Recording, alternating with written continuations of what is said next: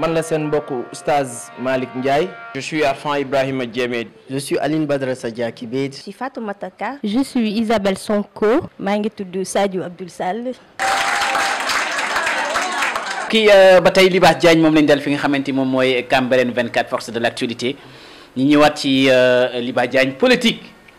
politique mu nekk loo xamante ni président Macky Sall nee na janvier 2022 la ñuy def élection locale yi ci territoire national.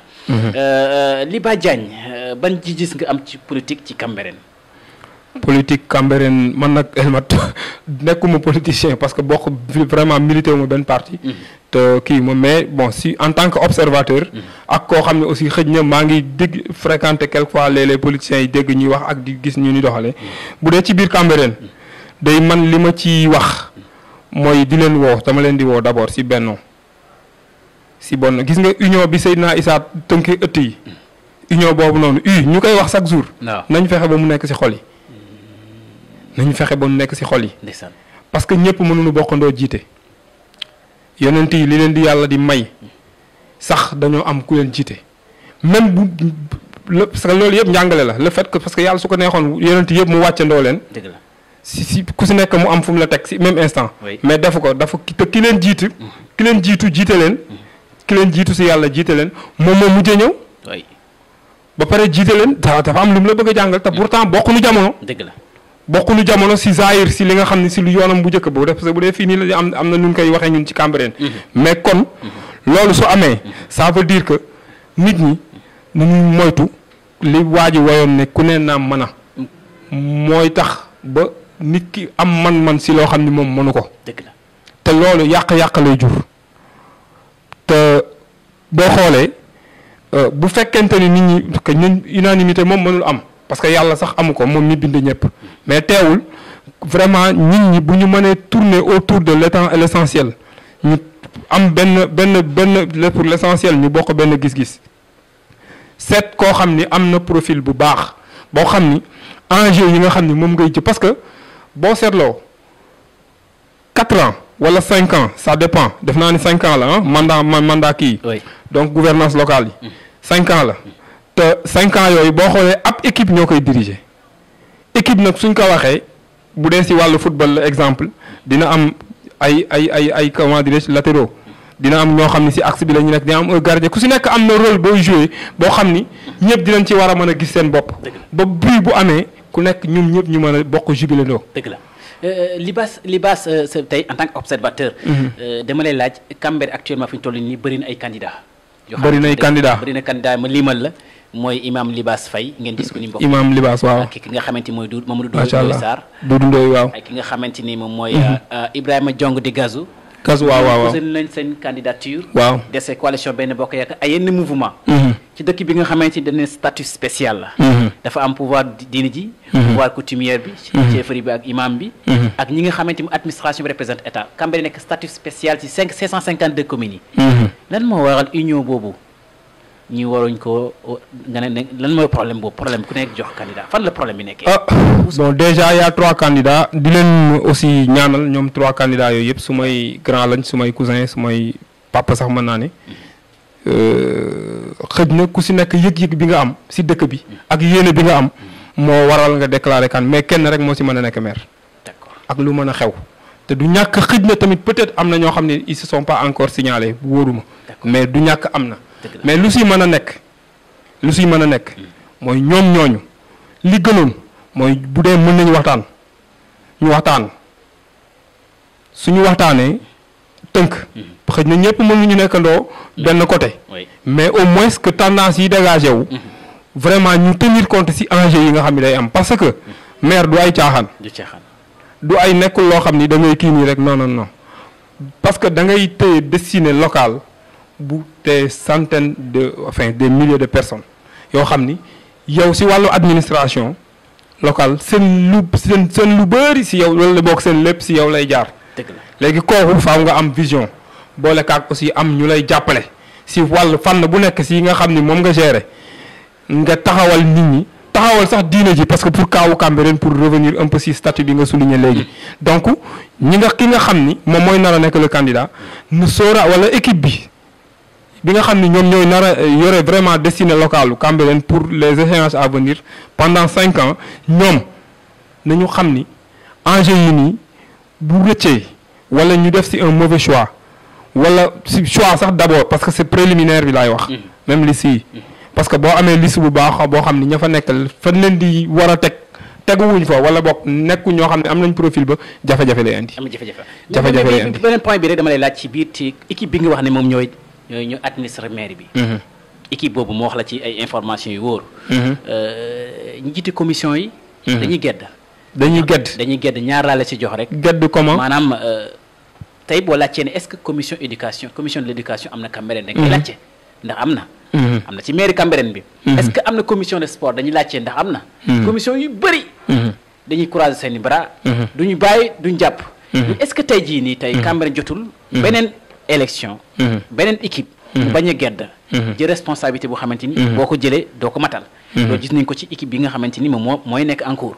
waaw léegi loolu xëj na bon si li siy xew si biir moom wax dëgg yàlla xaw ma parce que aussi ki gedd wala ki découragé wala c'est pas peut-être am na erreur de management wala am na lu mu apprécié wul loo xam ne gisu si boppam te xëj na am na leneen lu ko tënk ba mënul démissionner mais man dama foog ni bu fekkente ne dem nga ba engagé wu si dara boo ko mënul rek neel bàyyil seet keneen wala nga ne carrément kii ñu mais boo engagé wu ba kii moom wax dëgg yàlla gedd amatu ci parce que nekkatul sa bopp da ngay xool si loxo yu bëri yooyu nga xam ni ils ont contribué à ton élection à l'élection de l'équipe loxo yu bëri yooyu nga xam ni loxo yooyu ku si nekk ak loxo yi ko bokkul parce que boo xasee ba ñu élire la nekkatul rek ñi la voteel nga fi nekkal ñi la voteel ak ñi la voteelul nga fi nekkal c'est-à-dire ñi bokk sa parti ak ña fa bokkul nga fi nekkal loolu boo ko xamee nag tant que ñooñu jógewuñ fu te nga nekk ci mandat bi obligation wu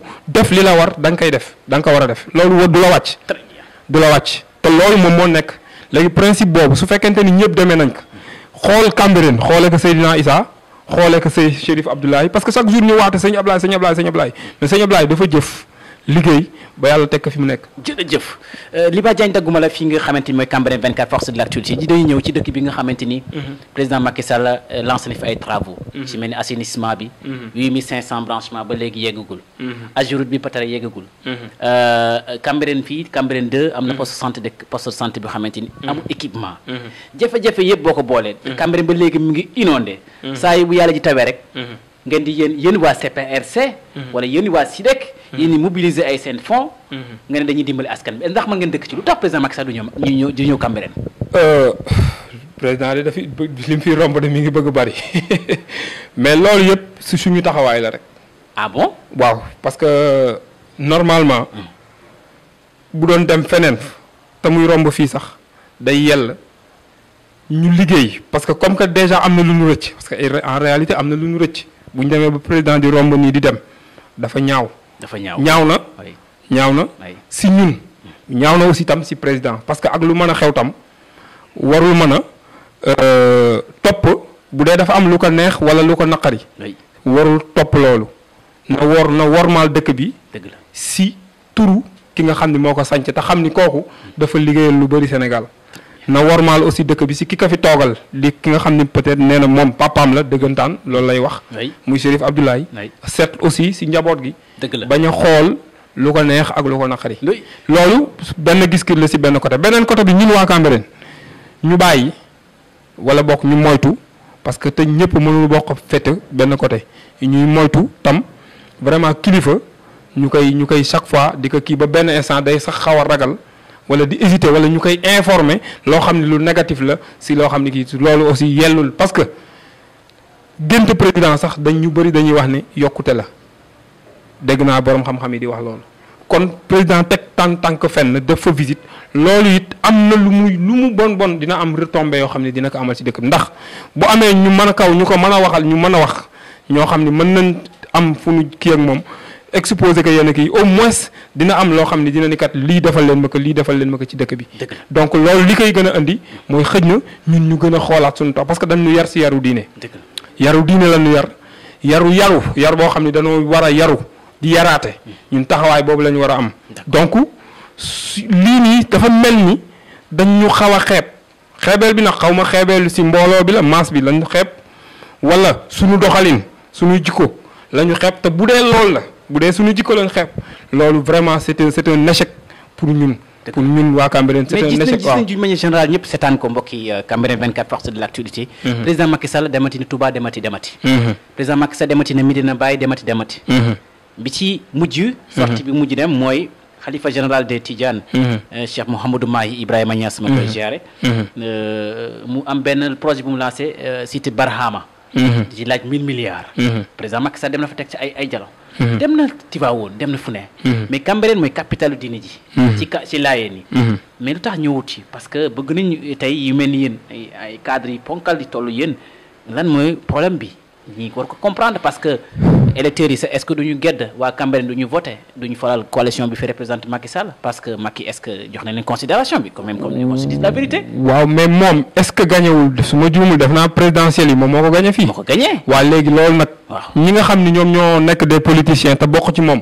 loolu am na si benn wàll boo xam ni responsable si ñoom lay delluwaat. très bien ñoom ñoo war a dem wala jéem xool def seen ay démarches xamal président que ne fii da nga fi gagné donc ne serait-ce que sargal ñi nga xam ne ñoo la votel mais kooku c'est une raison pour motif la pour mu war a mën a ñëw Cambérène même bu ñu doon dégg dëkku diine donc c'est obligation la waroon nekk parce que c'est même bu doon 10% la wala 0,01% si électorat national ñooñu vraiment dañu nekk ñoo xam ni si vivier politique kii président la ñu bokk dugg ci ba pare contribuer ci élection donc da leen waroon a sargal. dinañ ko war a sargal bu dul sax affaire diine bu dul am dëkku Seydina Issa wala yooyu daf leen war a sargal. léegi nag mais coalition Benno Bokk Yaakaar boobu ngay wax noonu.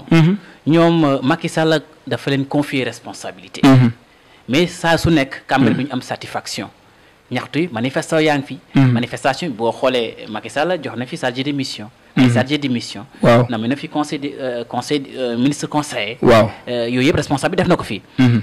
boo xoolee ba tey dafa mel ni Macky ñoom problème bi nekkul ci Macky parce que saa yi bu audience amee am ay actes yu fort parce que audience bi ñu leen joxoon moo waral kër gan yi am ci ay projets yi bëri nekk ci. audience bi ñu leen joxoon. oui audience bi sotti woon nekkoon. moo waroon ci kër gan yi nekk fii. kër gan yi tawaat ko. ci la chargé de mission yi namu mooy seen audience boobu noonu. waaw est-ce que foogoo ne ñi représenté. souvent Macky Sall ci Cambérène. daf Macky day gis ni peut-être ñi représente parce que saa su nekk Cambérène dañuy kontaan. dañuy génn di ñaxtu. di ŋàññi gouvernement bi di ŋàññi seen actif foogoo ne seen représentant yi des na ñoom it. bon loolu nag day du ma wax gars yi di ma mere yaakaar ne damay kii parce que wala ñu foog ni da nga non c'est-à-dire xëj na dama xaw a gis ni nitu Cambérène moo exigeant aussi. moo exigeant waaw nitu Cambérène ils sont très exigeants. oui très exigeants.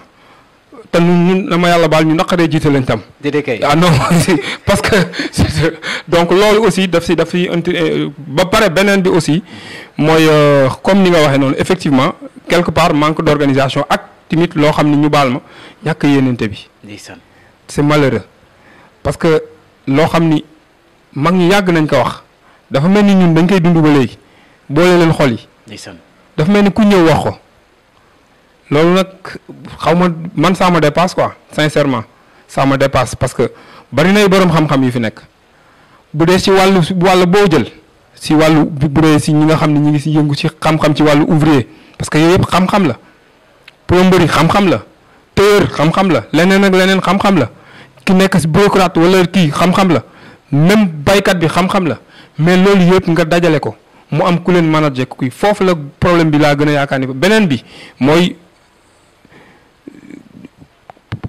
mën a bi ma la wax rek bu kenn nanguwul ku la jiite bu yàggee dina indi kii warul dem kii warul def lii wala li mu def waru woon defe su ko defee woon nii wala bu doon man la ma defe que nii yooyu en général nit ki bu jiitoo wala mu toyal la dara li nga koy dimbalee mooy bu juumee nga gàgganti ko nga waxtaan ak moom ak di ko proposer ay kii ak yu demee noonu mais am na loo xam ni day yàq.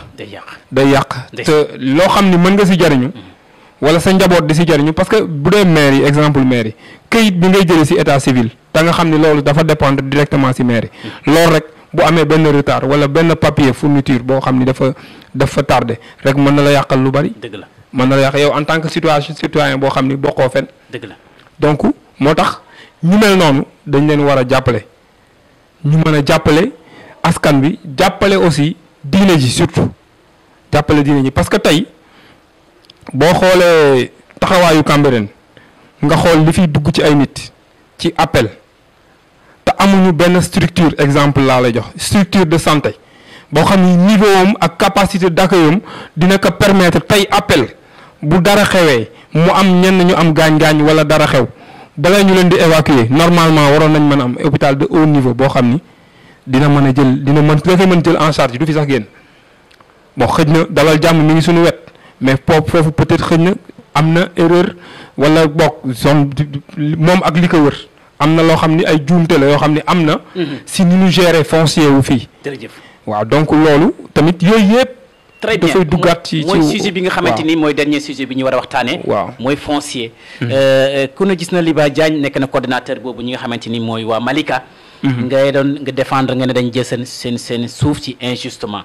est-ce que mën nga ñëwal loolu ci actu téléspectateurs di xoolal problème boobu nu mu demee woon. problème boobu waaw. Malika. Malika xam nga Malika damay dellu di wax rek si wàllu cosaan xam nga cosaan dafa am solo. waay nit bu si boo génnee cosaanam si moom doonatul dara.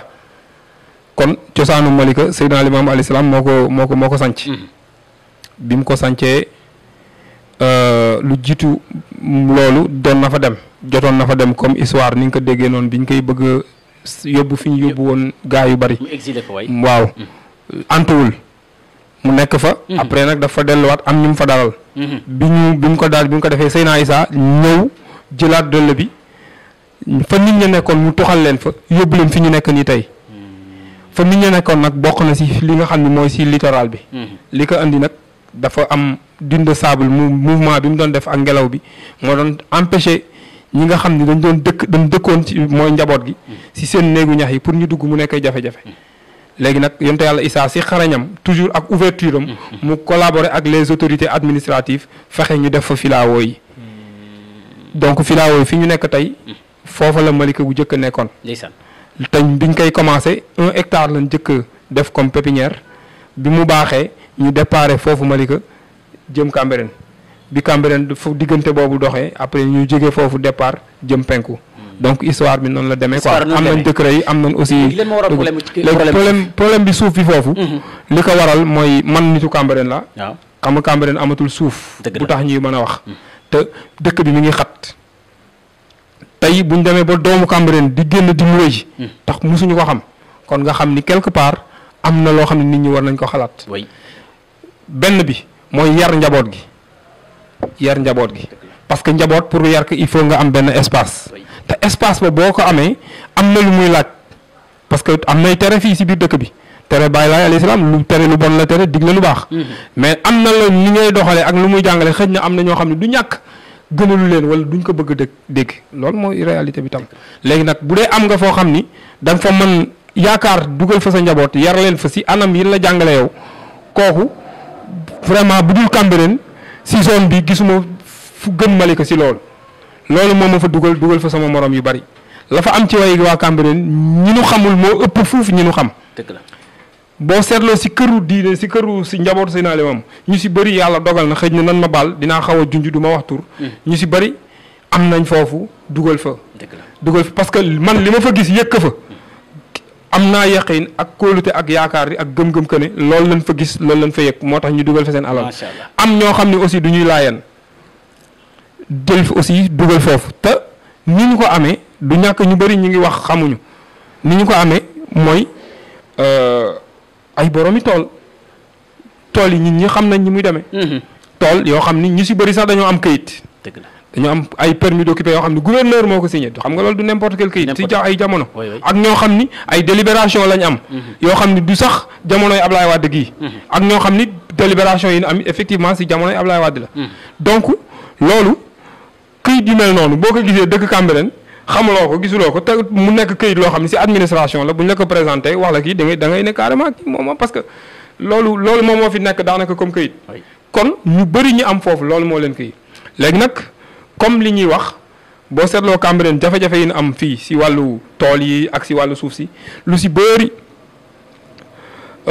xalif yi ku si nekk am na rôle boo joué te rôle bi nga joué gëm naa ni lu sa maam digle la si wàllu foncier ak si leneen donc bi ñu demee ba dëkk bi fii ñu nekk xat amatuñu ñu dugal foofu bi ñu dugalee foofu suñu alal yaakaar fa li ñu yaakaar si Cambérène parce que benn bi la benn bi la Baye Laye moo ko sanc moo ko sanc alayhi salaatu salaam kon foofu du ñu def lu dul di fa am yaakaar yaakaar gi ñu fa amoon nag ñu commencé woon ñu bëri ñii investir ñii dugal ñii di defar ak yooyu si la am ay saay-saay yoo xam ni ngeen baal ma si kàddu gi def nañ seen i affaire biñ ko defee tam ba ñu am ñun fa yebal ñu ñëw ni loo lii am na fii diw moo ko moom te mënuñu wax kan la mu am ñu nu jéem a gëstu ñun tamit def suñuy pexe ba am xam ñi nga xam ni ñoom la ñuy wax ni ñoom la fa état jox te lu si bëri ay complot la ay yu kenn xamul yoo xam ni dara taxawu si yoon léegi nag si leen ko xam ñu taxawal nag benn mouvement benn collectif très bien di identifier nit ñi ak di leen yëgal di leen wax ni fii ngeen nekk nii xamu leen que mais même borom tool yi ñu si bëri xamuñu woon ñu di leen informer di waxtaan ak ñoom di leen nemmeeku ñi si juboowul seen biir te nekk sax kii ñu waxtaan ak ñoom di leen wax juboo leen parce que bu leen juboowul gars yi dinañ leen indil jafe-jafe parce que ñun ñi nga xam ne yéen lañu dawal bu ñu jàqee boo moytu si seen kaw la ñuy dem te mën na indi jafe-jafe ndax diggante Cambérène ak Malika ay doomu ndey lan doomu baay lañ ñoo bokk diine bokk deret kon jàmm moo fa mën xew kon taxawaay bi ma taxaw foofu effectivement loolu la te loolu waruma woon commencé sax te remercier wu ma ki nga xam ne mooy taawu xalifa bi Seydina Issa parce que daf ñu si liggéeyal taxawal nu si lu bari Seydina Issa mooy Seydina Laye daf ñu si taxawal lu bari jàppale nu si parce que biñ fa jëkkee dem daf ni ñu ba ngeen di jënd de yëguma ko waaye sama njaboot ngeen bokk si sama responsabilité ngeen bokk kon su leen dara dalee su ma ko yëgee rek damay accepter loolu parce que nit ku nekk na sa responsabilité toll noonu la say nattu ak say kii di toll loolu la ñu jëkk wax ba pare ba mu ñu waxee loolu léegi bàyyi woon su ma ko waxee nag wax naa woy juram Serif Abdoulaye